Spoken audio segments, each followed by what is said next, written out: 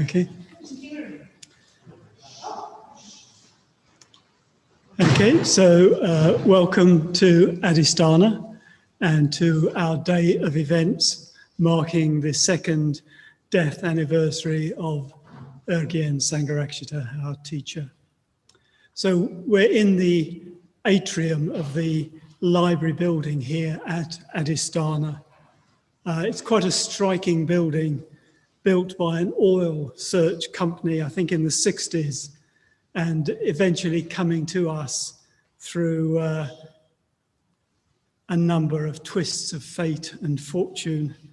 And I'm standing here looking out through the tall glass frontage at the view that you perhaps were seeing on the screen before we opened Zoom, so that I'm looking down the avenue towards Bhante's burial mound. And yeah, this second anniversary of Bhante's death is, it's still quite poignant time for those of us living here at Adhisthana who were with Bhante through his last weeks and days. At that time, 2 years ago, there was an international order course running here. There were 14 order members, men and women from all around the world, and a team of 6 from the residents community. And we had a really wonderful experience of Sangha, of the community that Bhante had guided us in creating, that spanned so many different cultures and worlds.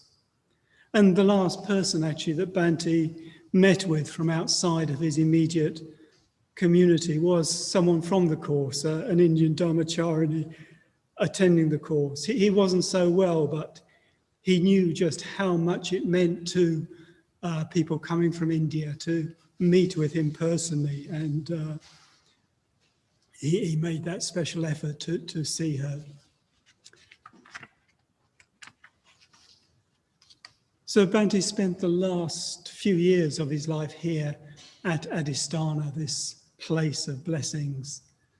Many of you listening today, watching today, will know Adhisthana as a place where the order, the wider community gather, where there's many retreats, many meetings, many visitors. I've certainly heard many people speak of Adhisthana as a spiritual home for them. So not so much spoken about, though actually a very significant part of Bhante's vision for Adhisthana is the library. And I'm going to invite Dharma Samudra, who's our librarian here, to tell us just a bit about the library. Dharma Samudra lived here for the first few years of Adhisthana's life and is now perched on the side of the Malvern Hills, keeping an eye on us from the heights. She's put a lot of love and care into the library, and we're very pleased she's agreed to come over today just to tell us a little bit more about it. So Dharma Samudra.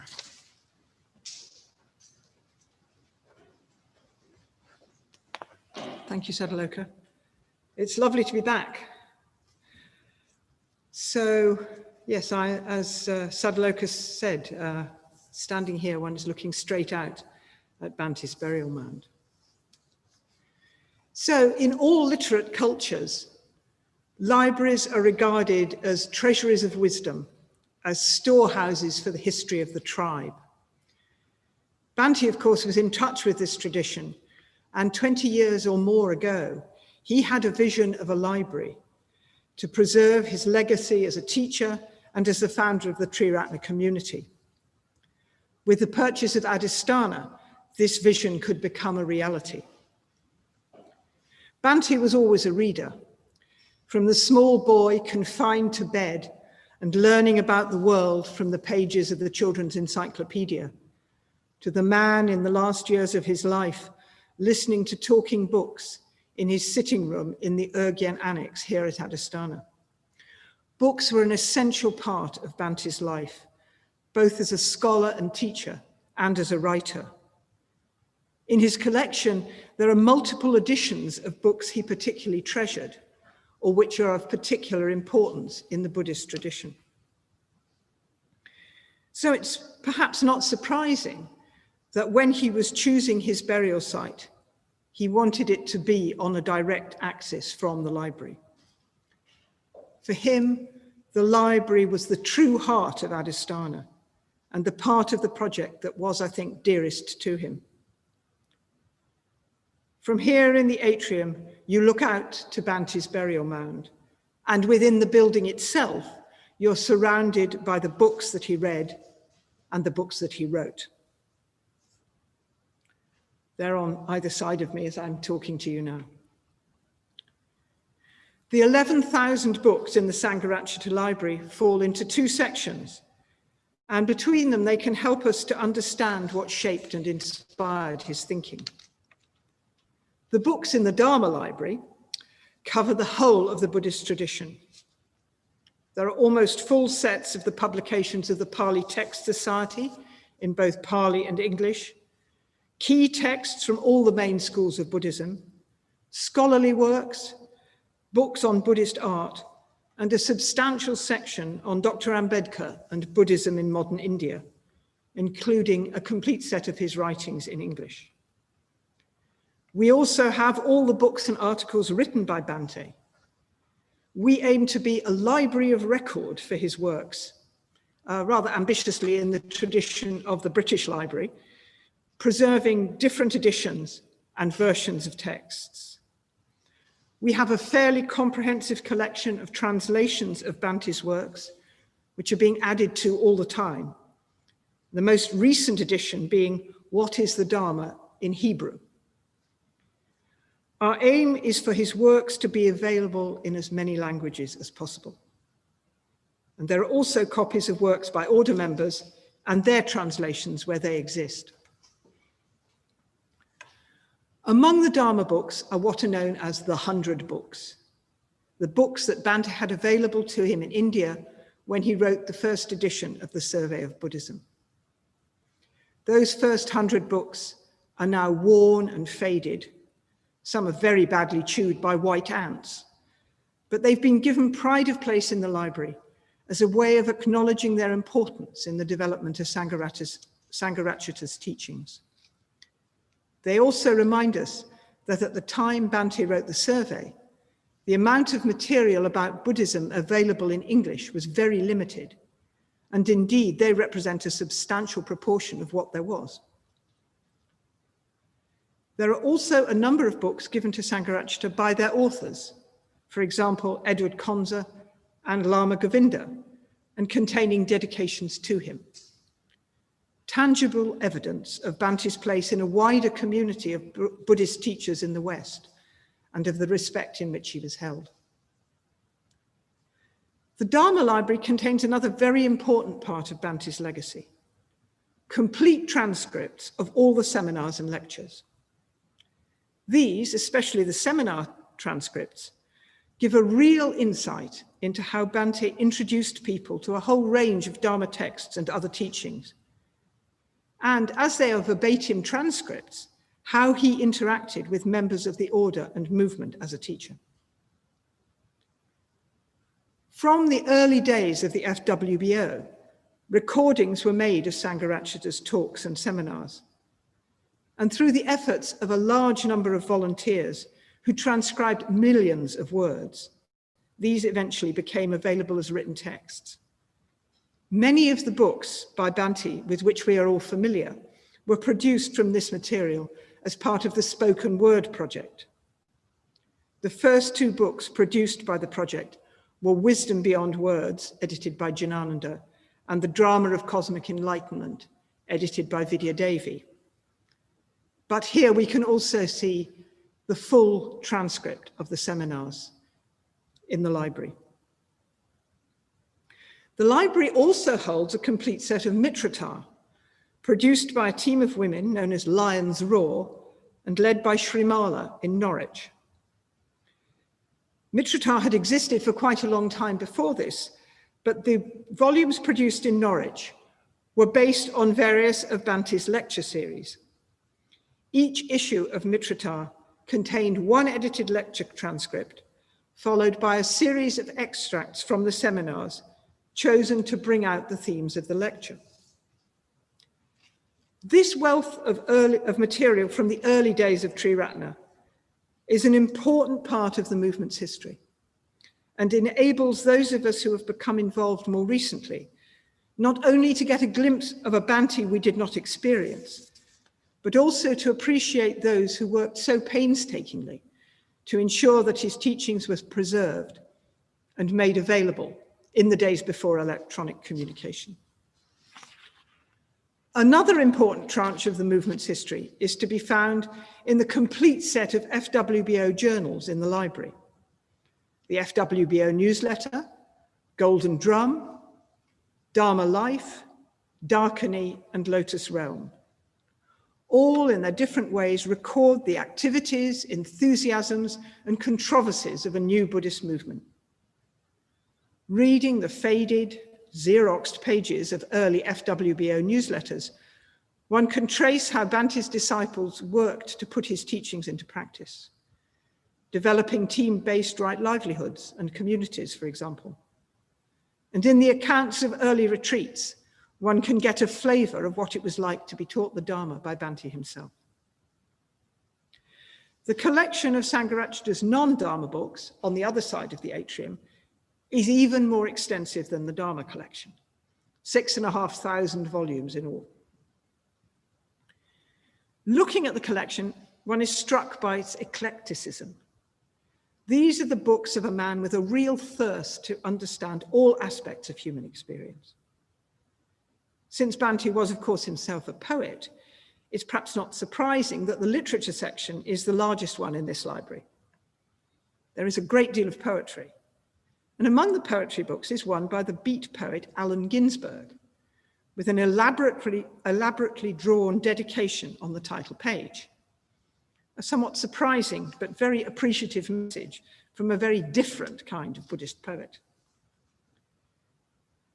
One of the fascinating aspects of this collection is that it makes it easy to see where Bhante's enthusiasms lay. The large number of biographies of D.H. Lawrence, for example, are testimony to the high regard in which Bhante held him. And those multiple copies I mentioned are in particular evidence here. Dr. Johnson, Thomas Carlyle, and Dickens are all represented by several complete works of sets of their works. There are large and varied collections of books on psychology, philosophy, and religious studies, especially the religions of the Indian subcontinent. There is history and history of art, as well as music and natural history. Wandering through the library, one becomes aware not only of the breadth of Bhante's reading, but its depth. There is not just one volume of Jung or Freud, but the complete works. And the library demonstrates in concrete form how completely Sangharakshita was immersed in the Western cultural tradition. Of course, we know that from the way he cites Greek philosophy or English poetry in discussions of the Dharma, and from the fact that he laid great emphasis on the importance of the arts in the spiritual life. There are myriad references to Western poets, thinkers, and artists throughout his work. Bhante reached for Philip Larkin, Milton, or Matthew Arnold with a familiarity only possible for someone who had steeped himself in their writing. In his library, we can explore these influences for ourselves. I once asked Bhante whether he had read all the books in his non-Dharma collection. He replied that he knew he had read all the philosophy, psychology, and religious studies, but he wasn't sure that he'd read all the history books. He didn't comment on the history of art or the literature sections. 2 years after Sangharakshita's death, his library now exists as both a memorial to him and a resource for those inside and outside Triratna who want to understand more fully his presentation of the Dharma and how it fits into the wider Buddhist tradition and Western culture. It can be a source of inspiration for the whole of Triratna as we preserve and build on Sangharakshita's legacy. It is already of immense value to those editing Sangharakshita's complete works and to those coming on study retreats. Some people have already made use of the library for their individual research, and it would be wonderful if more people saw it as a place to study and reflect on Bhante's legacy. This was part of the founding vision of Adhisthana, and we hope that in the future, the library will come to occupy an ever more central place in its life and work. For it is truly both a treasury of wisdom and a precious storehouse for the history of our teacher and the movement which he founded.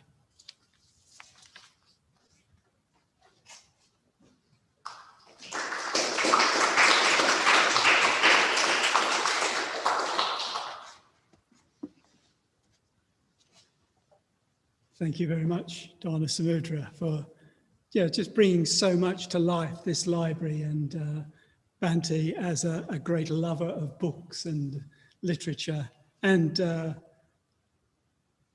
think your own love of books came across as well. So yes, Bhante was a great lover of books, of words and ideas, right from his boyhood and all through his life. He was very conscious of the power of words, ideas, both for good and ill. Very conscious of the extent to which through speech we create and build worlds. And yet I think we're all too often careless with our words. We underestimate their power and effect. And nowadays there's just so many words, ideas flying around. It can just start to seem overwhelming. So I'm now going to introduce Vijayaruchi, who was ordained in 2009.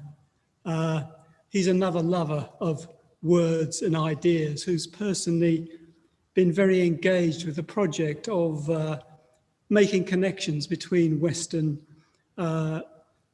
significant currents in Western philosophy and thought and Buddhist thought. And he's going to speak to us about Bhante as a thinker and his work, Bhante's work of trying to see what's most essential in all the richness of teaching and doctrine we find in the Buddhist tradition, and then putting this understanding at the service of the great project of bringing Buddhism to the West, indeed to the whole of the modern world, East and West. So Vijayaruchi spent quite a bit of time at Adhisthana, helping run men's Dharma life courses, cooking, helping out in all sorts of ways. He was here very recently helping out, but he needed to leave in a hurry before Wales went into lockdown, so he could go to stay with Subhuti. So the talk we're going to hear now was recorded here at Adhisthana just before he left last week. So, Vijayaruchi.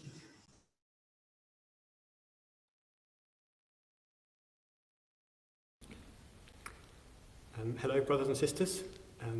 I'm sorry I can't be with you live on this occasion. I was expecting to be, but circumstances such as COVID have intervened, so it's a pre-recorded talk, but it's nonetheless an honour to be addressing you on this occasion. Thanks very much to Sadhanandi for inviting me to do so. She's asked me to speak on Bhante as a thinker. There are many ways in which Bhante can be approached as our teacher. Many people approach him through a sort of personal connection or a faith connection or through the community that he founded. But one can also approach him in terms of his ideas, and he is an extraordinary genius.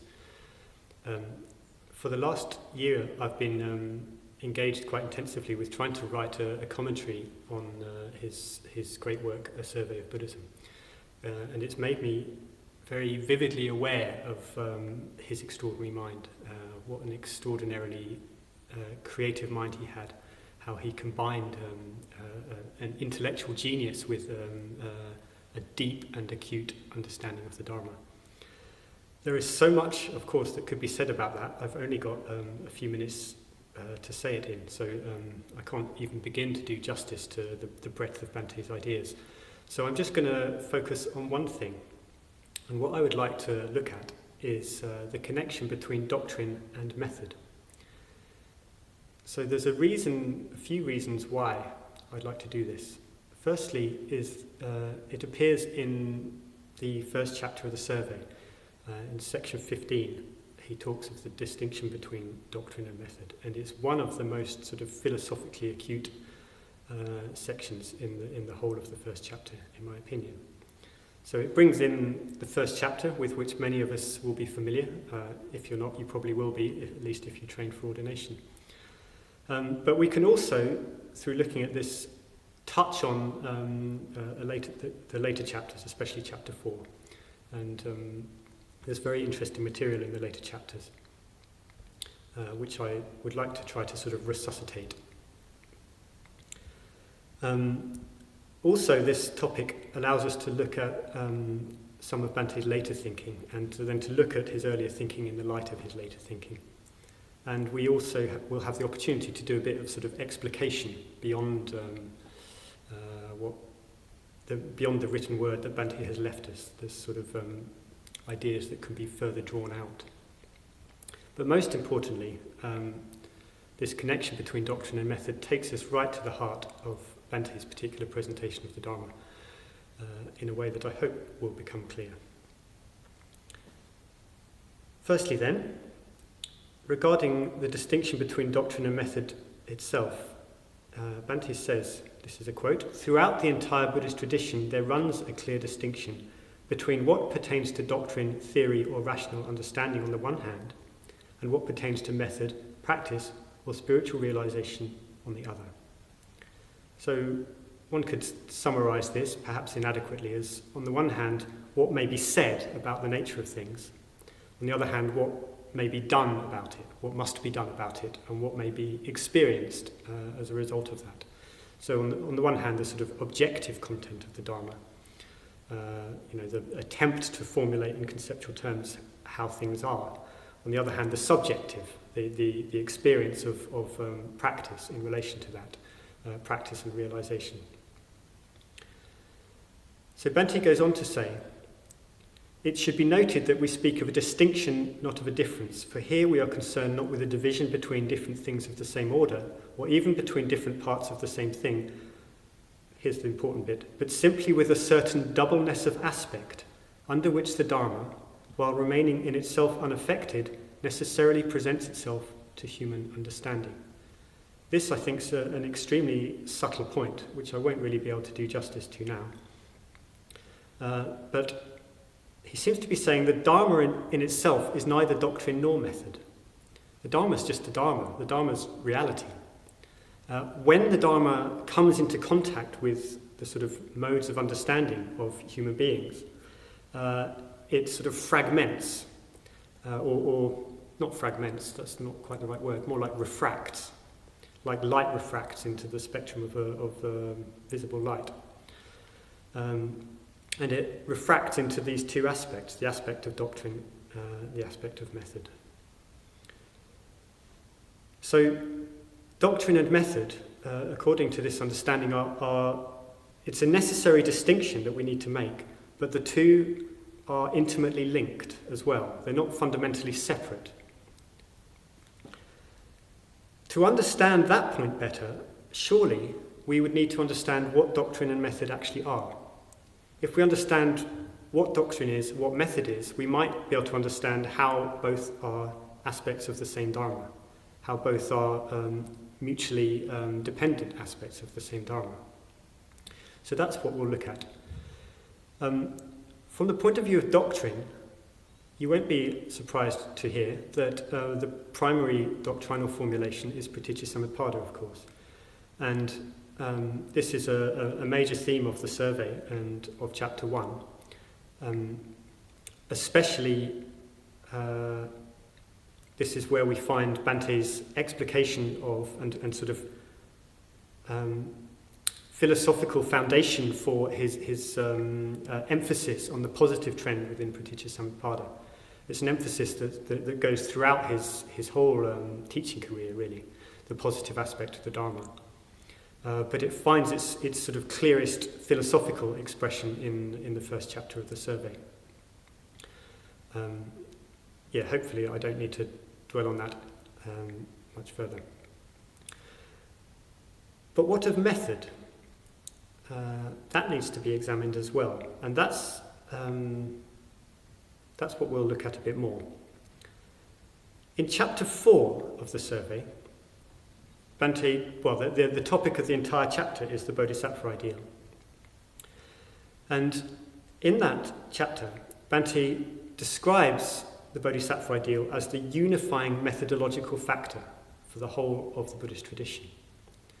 And he tries to justify that claim in some quite lengthy passages, which I hope this doesn't come across as disrespectful, but some of them strike me as frankly rather boring. They're long, tortuous, technical passages that try to sort of relate aspects of the Bodhisattva path to the early teaching. And I'm not saying that's wrong, but my experience of reading that was, why are you doing this, Bante? Why are you going to such lengths to establish this point? There seemed to be something a bit forced about it.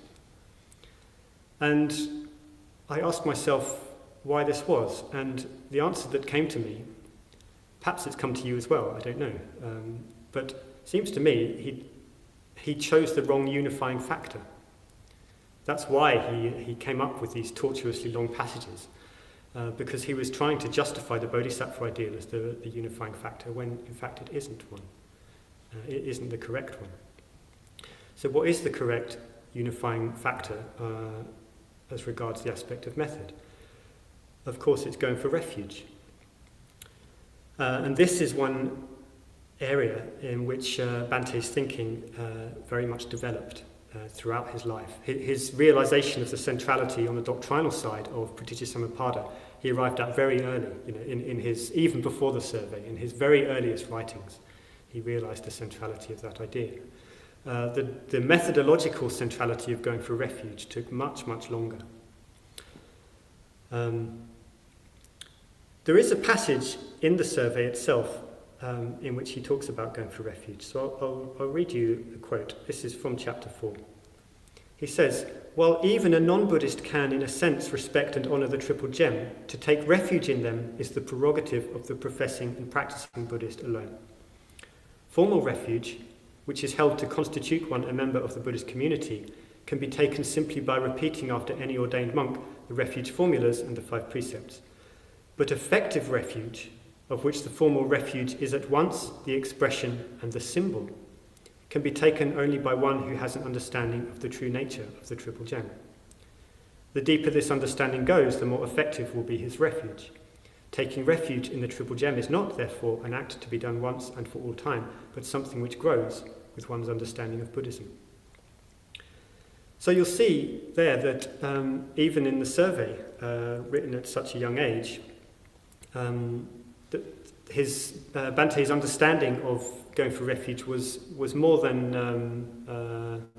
rudimentary. There's quite a lot of the elements of his mature understanding already there. We've got the distinction between formal and effective refuge.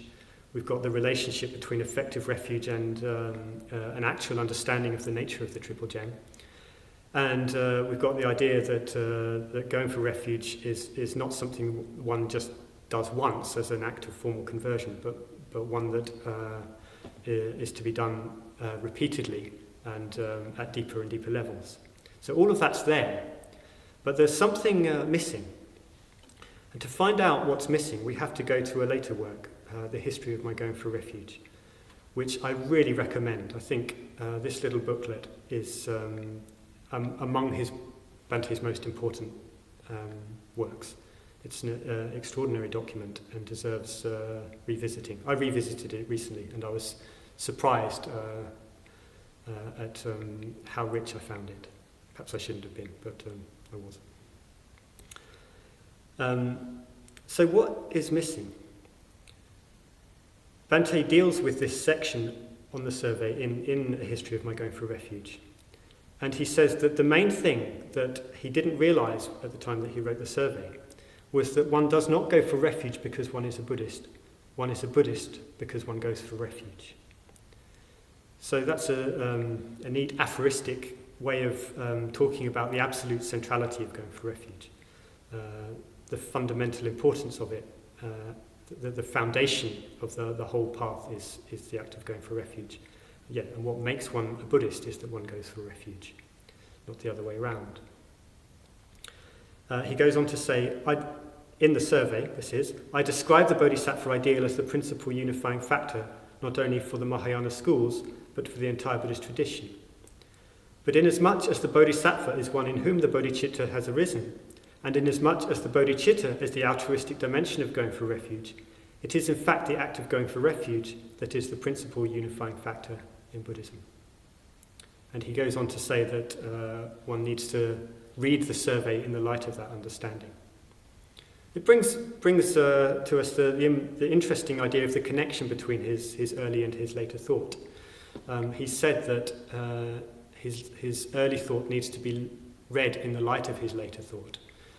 And that's true, but I also think the opposite is true, because there are sort of trends that run throughout his whole career as a teacher. And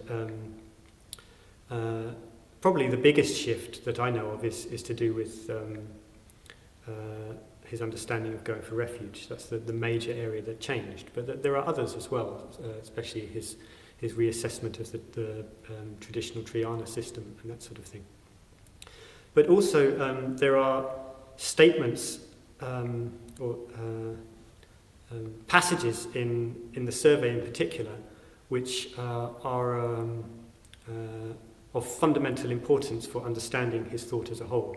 In the survey, his ideas achieve a sort of a level of philosophical depth and precision that he didn't tend to aim for so much in his later thinking.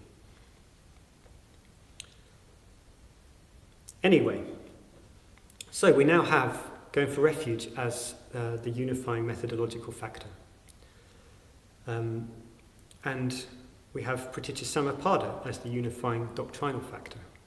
And if we're saying that doctrine and method are intimately related, surely the connection between Pratityasamutpada and going for refuge is highly significant.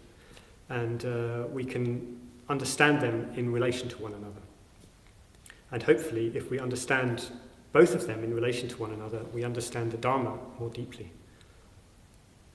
Now, the connection between Pratityasamutpada and going for refuge doesn't seem to be something that Bhante has written about systematically, which is perhaps a little surprising. If anyone out there knows of a passage in which Bhante has done so, please let me know. I'd be very interested to see it. But I've had a bit of a search, and others have on my behalf. And I haven't found anything definitive on this. The best I've found, again, is in the history of my going for refuge. So Bhante has given us basically what we need to explore the connection between Pratityasamutpada and going for refuge, especially in this section. He's talking about the positive nidanas here, and he's talking about them in relation to the higher evolution. And it's interesting that he does so, because the higher evolution seems to have been an idea that Bhante himself valued very highly. He saw as one of his principal contributions. And it seems to have gone rather out of fashion, and I don't approve of this. I think the notion of the higher evolution is one of Bhante's most extraordinary teachings. And if it's gone out of fashion, I respectively suggest that maybe because we haven't understood its importance enough, rather than because it's now outmoded or superseded or something like that. I think part of the problem with it is people take it to be bad science when it's not. And Bhante says in Who is the Buddha, he specifically says that this isn't an attempt to do science, it's an attempt to take a scientific term and express spiritual ideas through that. Anyway, so using this term higher evolution and commenting on the 12 nidanas, Bhante says this. This is quite a long passage, so you'll have to forgive me, but it's all highly important. It's a wonderful passage from the history of my going for refuge. He says, the reason why this particular formulation, the 12 positive nidanas, that is able to bring out so clearly the fact that Buddhism is essentially a path, and that this path is the path of the higher evolution, is that it consists of a progressive series of mental and spiritual states or experiences, a series wherein each state or experience arises in dependence on the one immediately preceding. So we have a statement there about the 12 nidanas as an application of Pratitya Samutpada, each state arising in dependence upon the preceding one. He goes on, since the higher evolution consists in the development of progressively higher states of consciousness, it is obvious that there is a correspondence between the 12 positive nidanas and the process of the high evolution. Indeed, it is obvious that in principle, the 12 positive nidanas and the process of high evolution actually coincide. So, yeah, the higher evolution describes the higher development of the mind, and the 12 nidanas are a sort of a more specific application of what that actually looks like. But they're basically the same thing. He goes on. Now, the first two positive nidanas are suffering and faith, dukkha and shraddha. For independence on suffering, there arises faith. And thus, this faith is faith in the three jewels as representing the highest values of existence. It is our total response to those values, and as such manifests as actual commitment to them. That is, manifests as going for refuge. Thus, the act of going for refuge is identical with the arising of faith in dependence on suffering. The more especially since one goes for refuge from those very things on account of the painful and unsatisfactory nature of which one goes in quest of higher values. This means that the act of going for refuge takes place within the series of mental and spiritual states or experiences represented by the 12 positive nidanas, and therefore within the wider context of the higher evolutionary process. Not that the act of going for refuge is limited to the second positive nidana. The series of the 12 positive nidanas is not only a progressive but a cumulative series, so that the subsequent positive nidanas arise in proximate or remote dependence on faith in the three jewels, and therefore on the act of going for refuge. So that's it. What we have there, well, we have on the one hand an equation of the 12 positive nidanas, which are an application of Pratitya Samutpada, which is the doctrinal unifying principle of the whole of Buddhism. An equation of that with what Bhante calls the higher evolution. And then he says that traversing these 12 nidanas, undertaking the higher evolution, seeing through the positive trend in conditionality, depends upon going for refuge. Going for refuge runs through the whole process. It's not something that's just done once. It's something that is done again and again and drives the whole process of higher spiritual development. So that's a statement of the relationship between doctrine and method in that sense. But Bhante goes even further than that, because he goes on to talk about this mysterious idea of the cosmic going for refuge. What he means by this is also from a history of my going for refuge, is that going for refuge can be seen as underlying the entire evolutionary process. The lower evolution as much as the higher evolution. And what he says is this: looking at this process, what one in fact saw was a going for refuge. Each form of life aspired to develop into a higher form, or so to speak, went for refuge to that higher form. This might sound impossibly poetic, but it was what one in fact saw.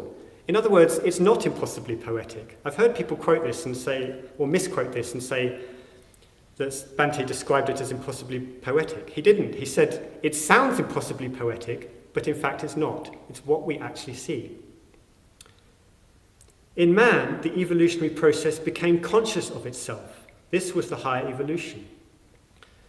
When the higher evolution became conscious of itself, this was going for refuge, in the sense of effective going for refuge.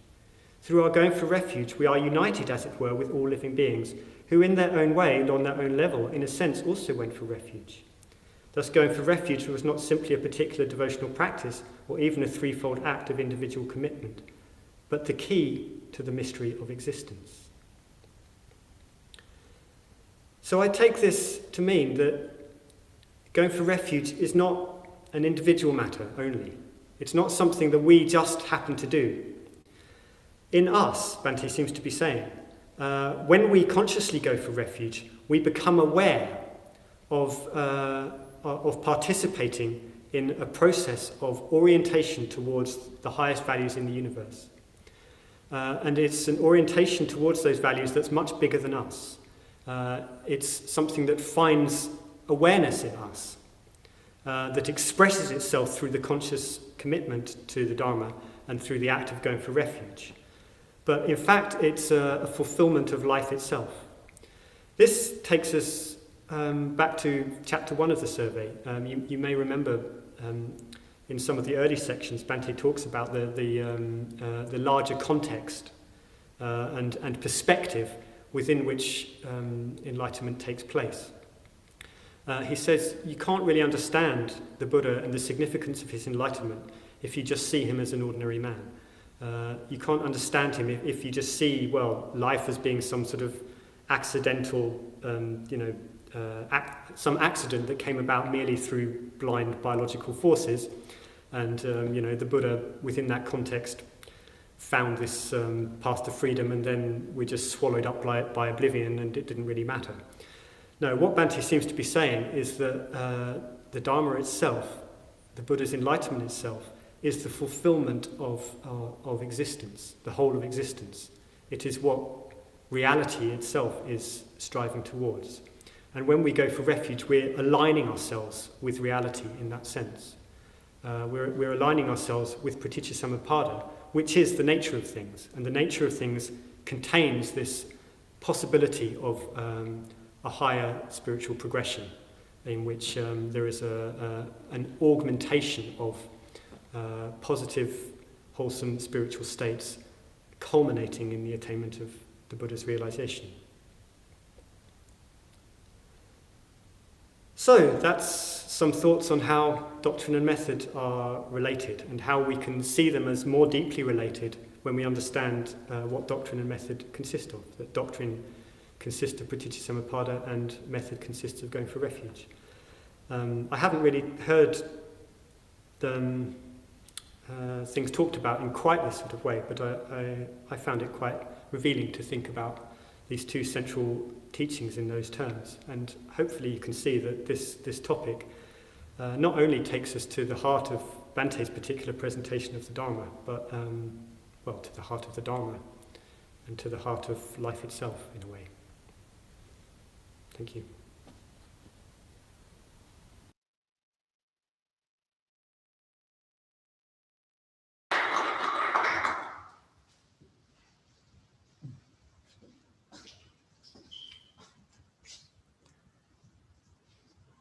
So thank you, Vijayaruchi, now somewhere up a hill in Wales, maybe listening to himself today.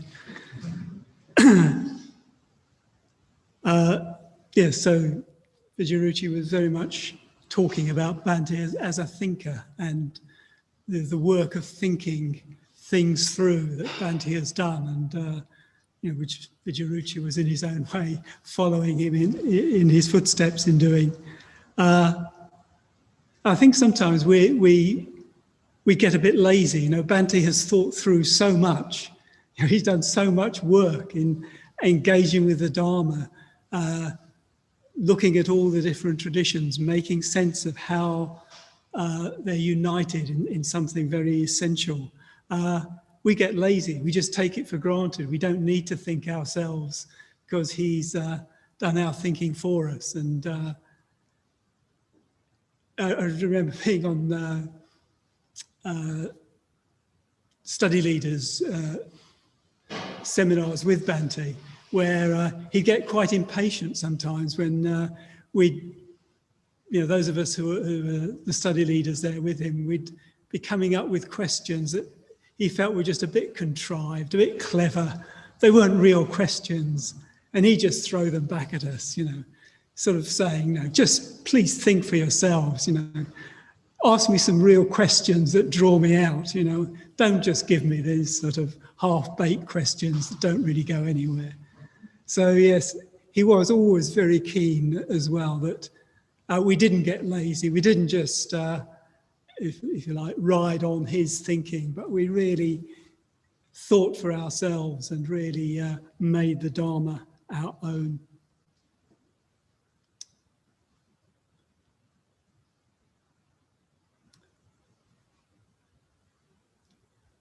Since almost the day Adhisthana opened, there's been a lot going on. Retreats, gatherings, meetings, visitors. And then came the lockdown in March, and suddenly Adhisthana became very quiet. We're also aware, as we entered into this quiet, that it was coming up for 2 years since Bhante's death, the anniversary we're marking today. So a time opened up for us in the community at Adhisthana to just stop, take stock, look at how Adhisthana can best serve the vision of the Dharma.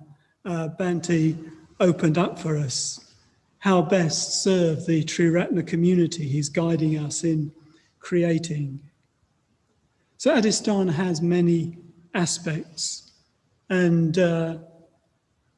today we are really just focusing on one or two aspects. So we've heard about the library and about Bhante as a thinker. Bhante was actually writing about Buddhism since his teenage years, when he was writing articles for the magazine of the Buddhist Society in London. There's a story, he'd written some, article and sent it up to the Buddhist Society in the Middle Way, and then he was going to visit, and they were expecting some sort of middle-aged scholarly character turn up, and instead it was this rather precocious teenager turned up and engaged with the life and work of the Buddhist Society. And then, after his conscription, he went to India. He was writing, giving talks all through the nearly 20 years he was in India. The Survey of Buddhism was published when he was barely 32 years old. So there were many words, many talks, lectures, seminars, books as well, since Bhante came back to the UK in 1964. And in his writing, Bhante's always been conscious of not writing just for his immediate audience, but rather of contributing to the work of helping bring Buddhism to more and more people, even over many, many decades, even centuries, looking far into the future. So he's been writing all along for the future as well as the present. Especially through his talks, his seminars, his writing, Bhante's communicated a vision of the Dharma that has actually quite remarkable depth, breadth, clarity, and so many different facets. When I first came along to the then FWBO, I worked my way through many of the talks in the tape library in the Norwich Buddhist Centre. And just at that time as well, Bhante was giving the Vimalakirti Nirdesha series of talks in London. One week, a crowd of us got in a minibus and went down to London to actually hear a talk. Otherwise, a day or two after the talk, we'd be gathering in the center and listening to the talk and then discussing the talks as they came out. Bhante was leading a lot of seminars at that time, and then when people came back from those seminars, they'd be quizzed. You know, what did he say? You know, what were the themes of the seminar? And as we heard from Donna Samudra, key extracts would then be appearing in Mitratar magazines. You know, again, which we were sort of greedily waiting for, you know, the next dose of Dharma.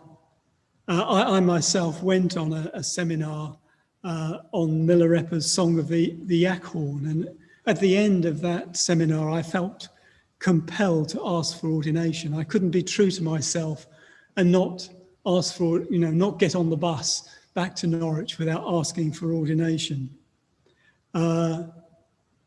On my ordination course in 1981 in Tuscany, the first long ordination course, we studied what was then called the Mitratar Omnibus.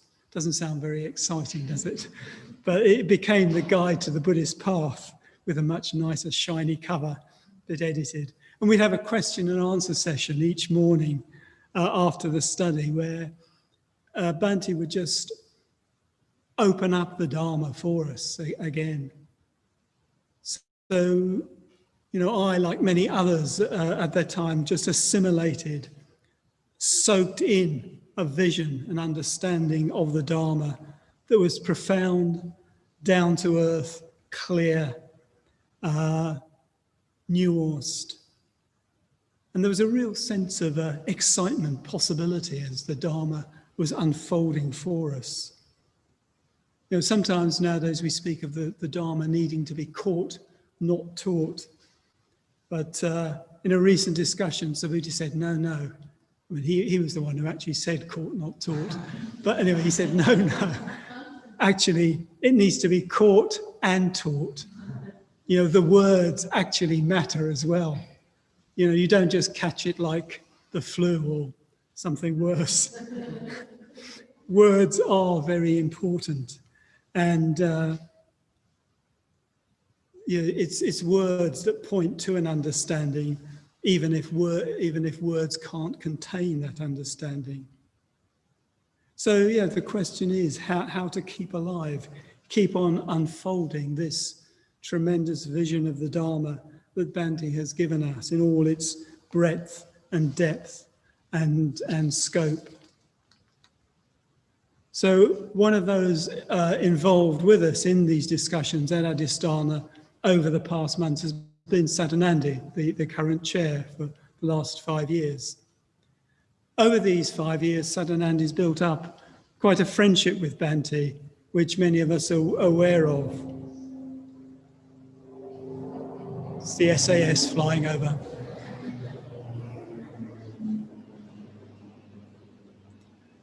Okay, there they go. Yeah, so over these 5 years, Sadanandi built up quite a friendship with Bhante that many of us are aware of. But before that, she knew him mostly through his spoken and written word. And she's going to talk now about particular extracts, teachings that had and continue to have a significant impact on her and on her practice of the Dharma. So, Sadanandi.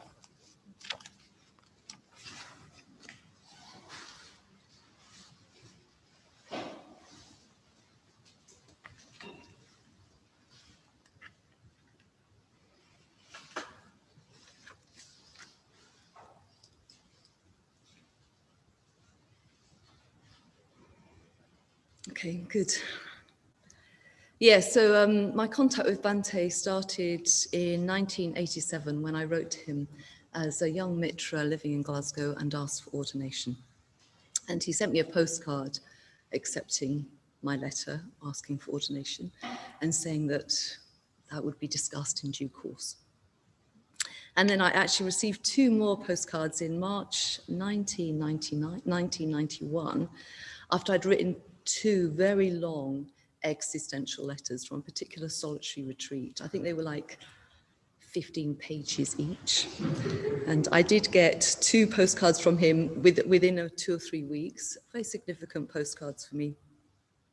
And then after that, I did meet him a little bit when he visited Glasgow and Windhorse Publications at a time when I was working for Windhorse, producing, in fact, those books that I think Dhammasamudra, Dramas of Cosmic Enlightenment and Wisdom Beyond Words, the first spoken word projects.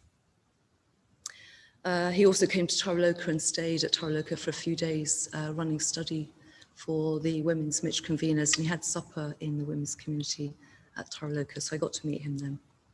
But overall, my connection with Bhante is through his lectures, his books, and his unedited seminars, which I think as a Mitra I wasn't allowed to read, but for some reason I must have charmed my way in. So anyway, I did get to read them. Marvelous. You wouldn't want it, you know. Wouldn't want to read it before you're ordained.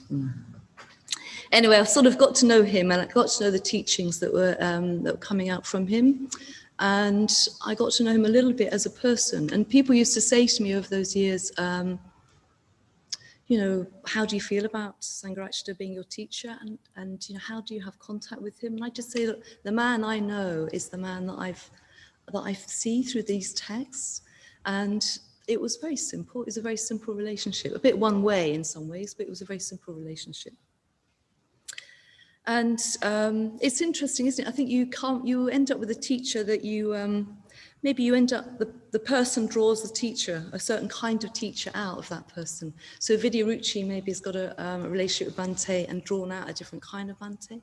I think I've drawn out, or I've met a very heartfelt, more existential teacher.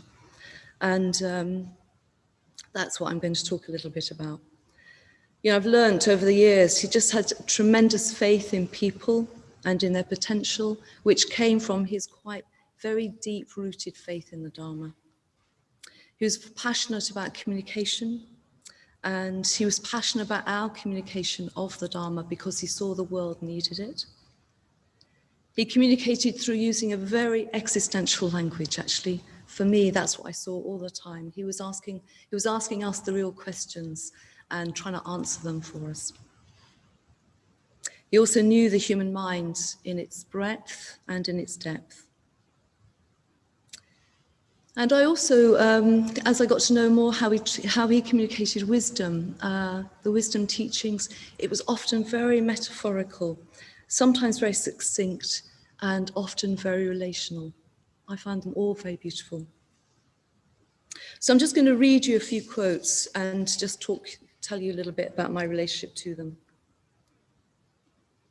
So here's a quote from Human Enlightenment, and this is just a little lecture, and this is the last paragraph in that lecture. And it became a very significant lecture for me when I became ordained and took the visualization of Shakyamuni.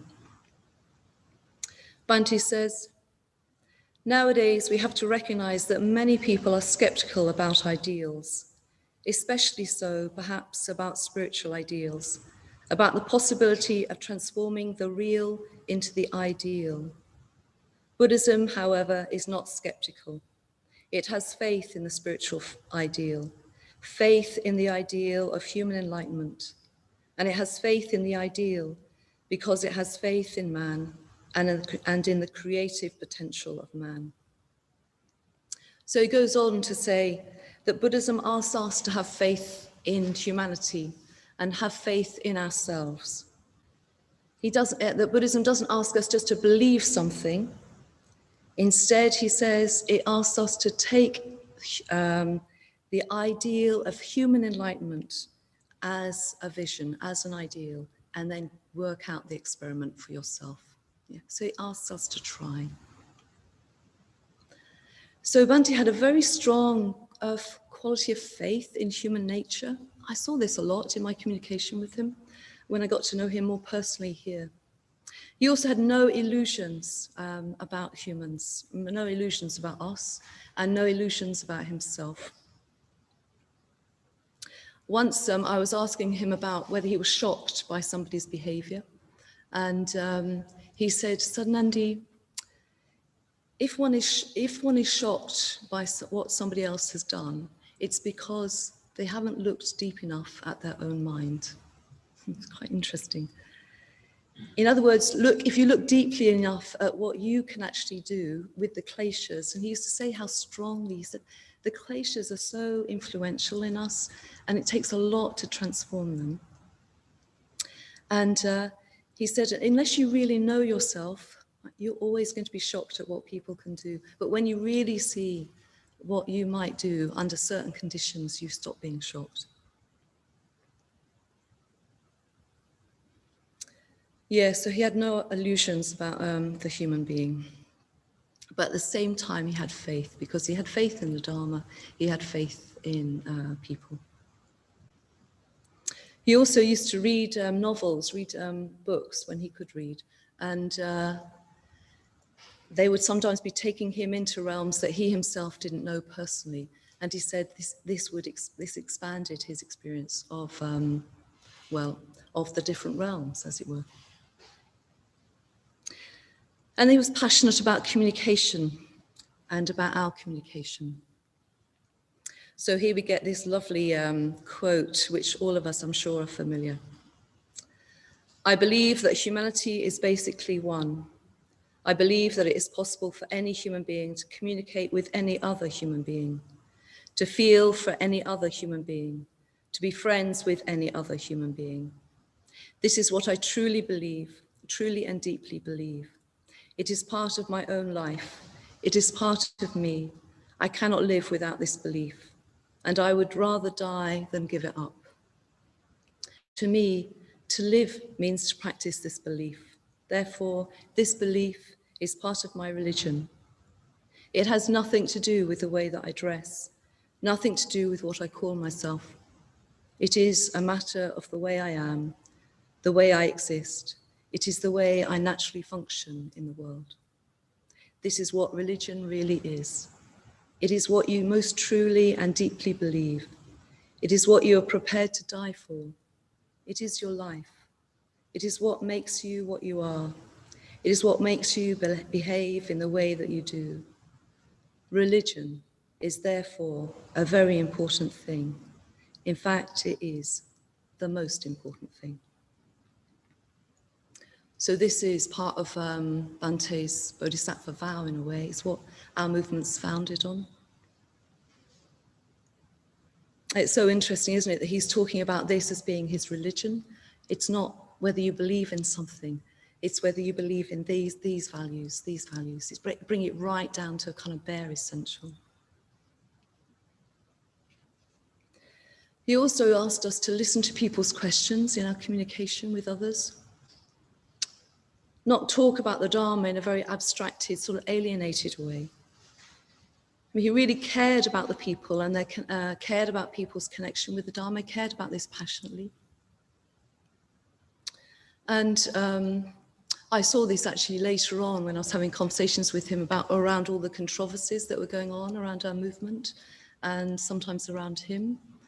And one of his deepest sort of sadnesses was that we would have lost, or some people would have lost their connection with the Dharma because of that. And he felt that quite sort of keenly. So here's another quote from him. It's from a lecture that he gave in Berlin in 1999. And it's called Standing on Holy Ground.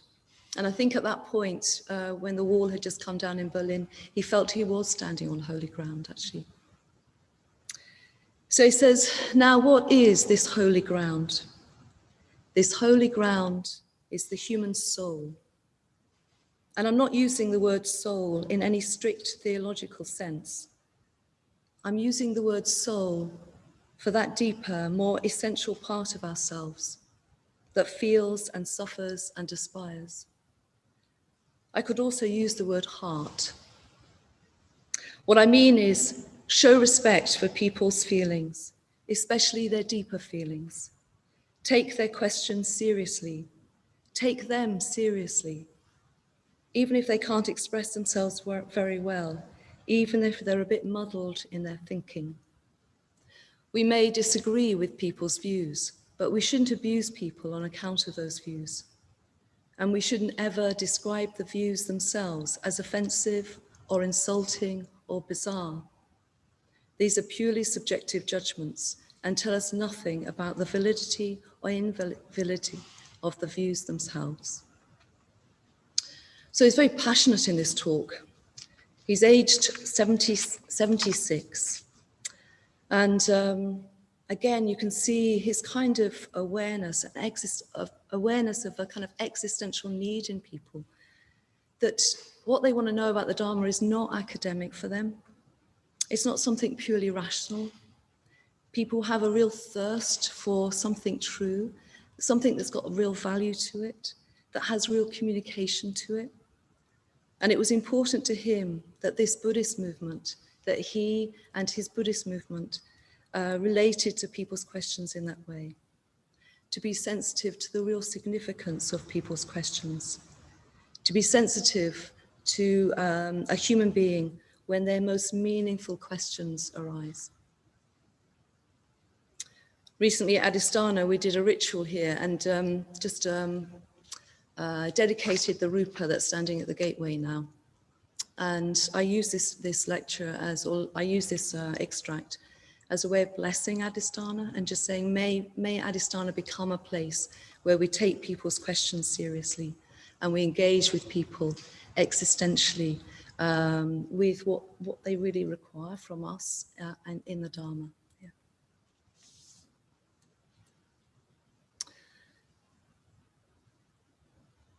So Bhante knew the human mind in its breadth and its depth. And I was reflected back by him through his writings. In a strange way, I would find myself in his writings. I remember quite early on, I remember maybe when I was about 17, I took a vow. I took a vow that I would never read anything else apart from pure literature, pure classic literature. And it was because I thought, why would I read anything else? It was so beautiful and it had such a transformative effect on me at that time. And then I described this to one of my friends, my Dharma friends, and they were a bit scathing and said, well, just think of all the books then that you never got around to reading. But I thought, neither myself or that person really understood the import of that experience. And then a few years later in one of these seminars, I think the Threefold Refuge, I was reading it and Bhante was saying, you know, some people don't come to the Dharma because of suffering. Some people come to the Dharma because they see something totally beautiful and that's all they want. And it's like you've been reading comic books all your life and then you discover Shakespeare and then after that you never read anything else. And I thought, wow, he's describing me. Sorry to be so self-referential at this moment. Yeah, so I found myself over and over again in his descriptions of the Dharma, well, not of the Dharma, of people that needed the Dharma. I won't read all of this, let me think.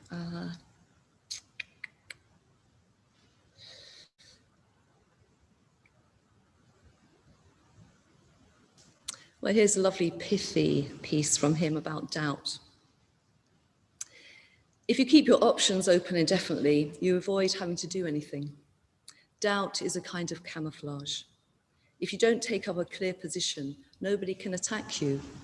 You're beyond criticism, or rather, you haven't yet reached a point where you can be criticized. You might not be certain, but at least you can never be wrong. And this is a comfortable position or non-position to be in. Once you eliminate doubt, you have to act. You have to stand up for something. Or if you don't act upon your conviction, you're always obliged to admit your own shortcomings. You have to say, well, I'm just lazy, or I'm afraid. You know where you stand. You aren't pretending any longer. Very simple, direct teaching. Yeah. I mean, all of us experience doubt at some point, and it's worth reflecting on this, and I've reflected on this a lot. Is this a real doubt, or is it camouflage because I don't want to act, on the on what would require from me if I then contacted a faith response.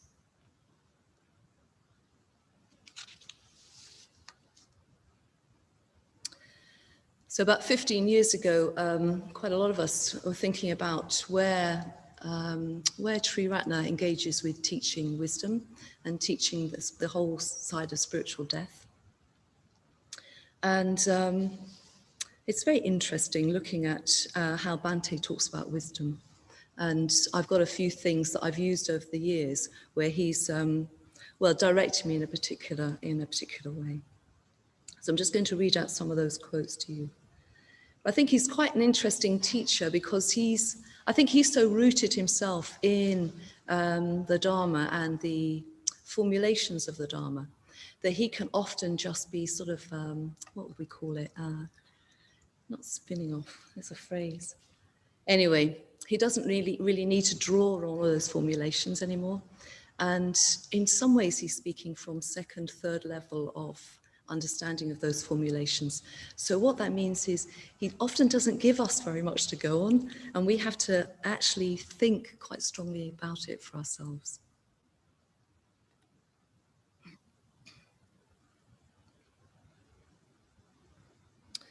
Okay, so this is from Wisdom Beyond Words.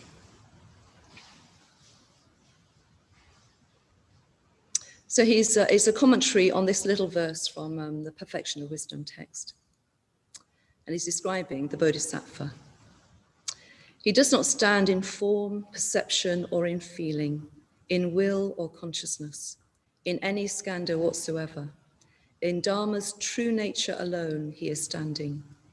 Then that is his practice of wisdom, the highest perfection. So Bhante says, we have met with the idea already, but not in quite these terms. Instead of coursing, the Bodhisattva now stands. The word suggests confidence in one's position. Standing in the skandhas, you're actually standing on thin ice, and it's melting all the time. Yet you're standing your ground, standing firm. So is this extent to the imagery we can take from this verse? Well, no, because the expression is, in fact, not standing on, but standing in. It's about roots. If we're not rooted in the spiritual life, we are rooted in shallow, stony, loose and shifting soil, maybe even sand. We stand very precariously, but if we're rooted in reality, our roots go much deeper. We draw our sustenance from a much deeper level, and we therefore stand much more firmly and grow much more vigorously. When you live from the deepest level of reality, this is your practice of wisdom. Your practice is the way you live. Your whole life is the expression of what you're rooted in. Don't draw your nourishment from any aspect of your conditioned being. Go deeper. Draw it from the depths. Draw it from the true nature of the Dharma. If you do that, everything you say, everything you do, and everything you think will be your practice of wisdom, the highest perfection. So to draw on this teaching a lot and think about what am I rooted in, or what am I standing in right now? Am I standing in Vedana and the need for comfort? Or am I standing in perceptions of of a certain kind of perception of what's going on? What skandhas am I standing in right now? And I think this is a very precarious piece of land that you're standing in, that you're standing rooted in. What do you need to root yourself in right now? Another line that I used to take from, that I used to reflect on a lot, the ego is the contraction of one's being around a delusion, and a non-ego is a mode of action that does not feed or reinforce that delusion. So I find in myself over and over again, a contraction around a delusion. And then finally, one line from Know Your Mind. Samsara is essentially an expression of compulsiveness. So this has been a mantra of mine for years. It's very easy to experience compulsion in one's behavior. It's a very habitualized, obsessive behavior, whether it's around biscuits or a certain kind of communication, where you probably know what your compulsive behavior is. And just if I just draw that in and bring that to mind, samsara is essentially an expression of compulsiveness. And just see where the loosening can happen, see where I can let go, see where there's a gap, see where I can just free myself from compulsion.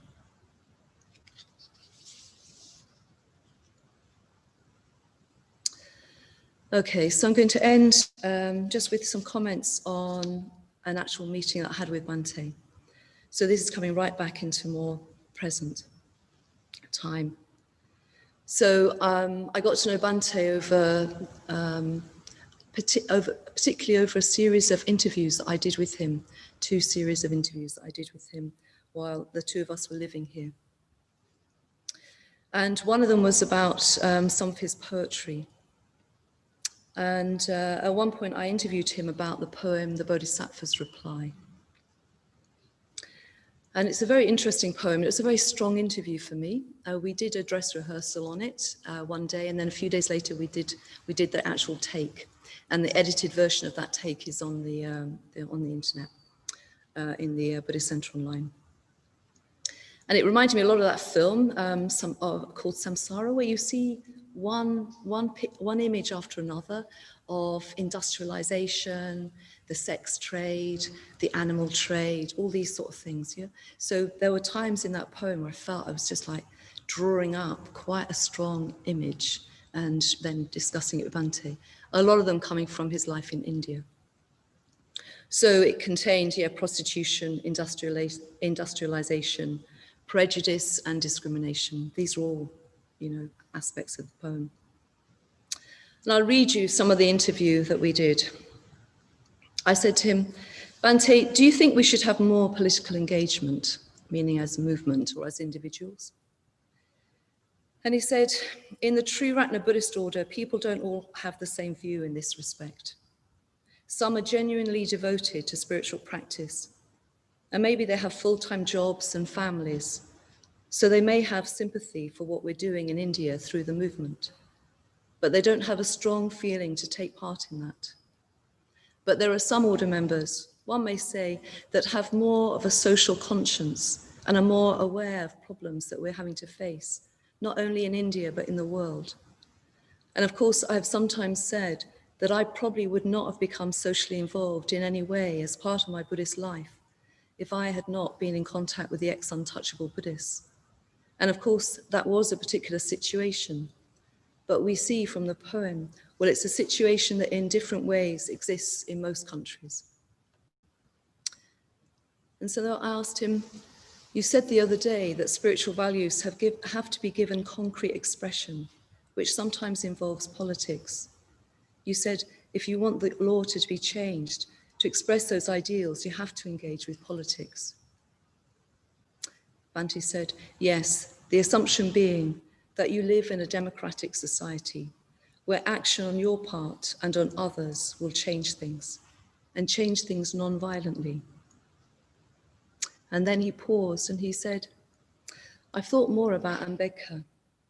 Our Indian friends like to think of him as a bodhisattva, and certainly there's something in the Bodhisattva's reply, this poem, that could be applied to him, because the Bodhisattva says that he will give them his strength. And this is what Ambedkar did, because he was the man that had the vision. Perhaps none of them would have found their way to the Dharma without Ambedkar, without his example, without his exhortation, without his understanding of the situation. So that does show, among other things, the importance of the individual. One person can do so much. Of course, not everybody is as gifted as Ambedkar was, but nonetheless, one person can do a lot, can influence quite a lot of people. So that was just an additional thought I had. It was a very strong interview going through those verses. And then the last verse is the Bodhisattva's reply.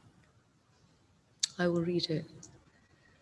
I shall say nothing, but only fold in compassion's arms their frailty till it becomes strong with my strength, their limbs bright with my beauty, their souls with my wisdom luminous, or till I've become like them, a seed between whetstones of custom and circumstance. I remember getting to this last part of the poem and asking him a question about the response of the Bodhisattva. But I could see by the way that I framed the question, a bit like Saddhaloka was saying earlier, the way I framed the question meant he couldn't answer in the way that he needed to. So I tried a different question. And I could still see he's trying to tell me something, but I'm not understanding it. And I can't ask him a question that's going to give him a chance to say what he really needs to say. And at the end of that interview, I realized, or I felt I'd lost an opportunity. Well, I'd lost it as an interviewer. I was somebody trying to draw Bhante out and hear his perspective. And what he was trying to describe, I think, was quite simple, but I wasn't understanding it. And my questions were inadequate. There was something that I didn't understand about the way that he was describing the Bodhisattva and the way the Bodhisattva engages and his reply. So an opportunity was missed. And I was left with a sense of my own lesser understanding being inadequate to the occasion, and that he was trying to communicate something that I wasn't able to grasp. So in some way, maybe for me personally, it was a real moment of opportunity. Thank you.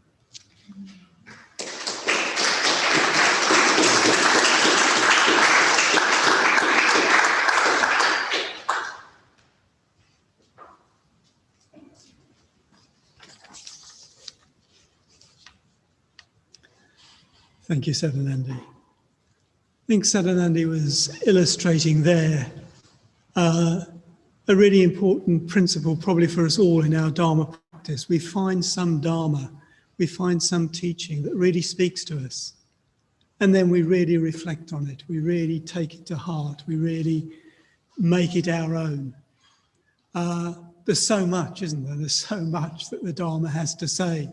There's so much that Bhante has said. There's so much that is there available for us. But we have to find those words, those teachings that really speak to us and make them our own. And, you know, maybe we really live with them for a while and then we find another teaching or another poem or whatever that we can then really work with, explore in our own sort of life and practice.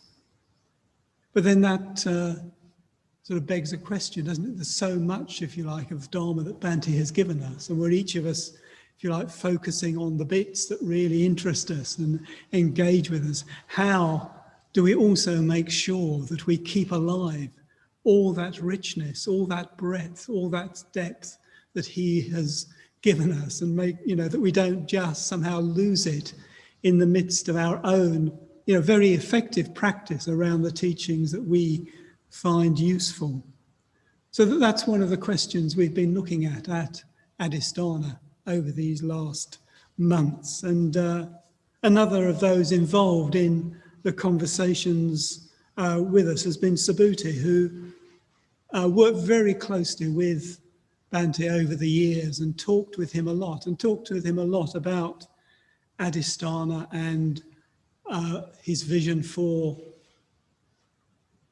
Adhisthana, the library, how all of that might sort of support the work of the spreading the Dharma, the order and movement and so on.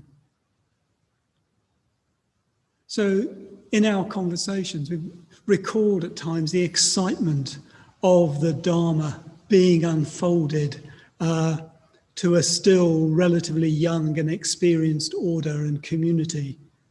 You know, the new perspectives and dimensions of the Dharma that were constantly opening up, and the tremendous sense of energy and inspiration that was around in those early days.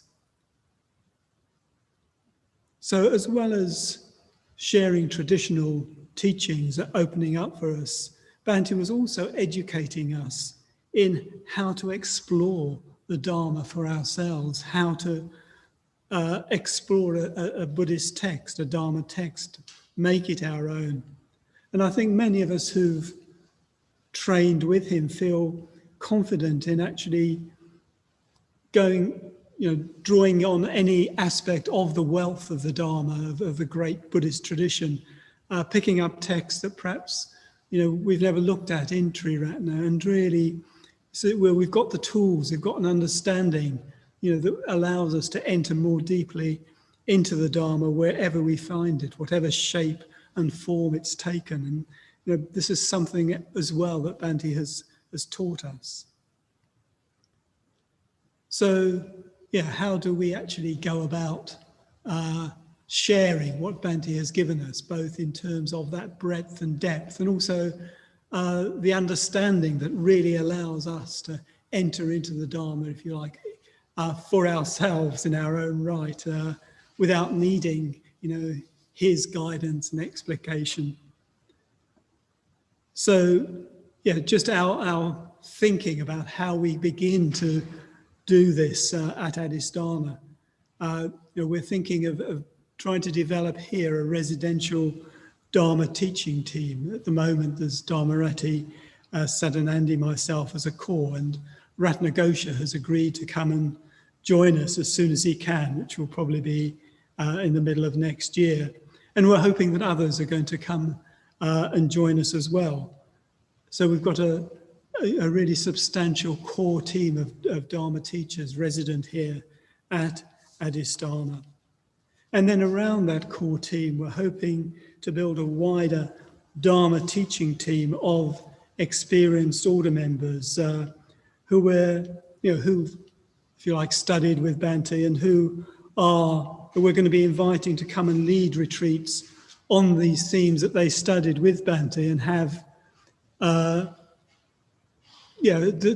have continued to remain central to their life and practice, remained as real sources of inspiration and understanding to them.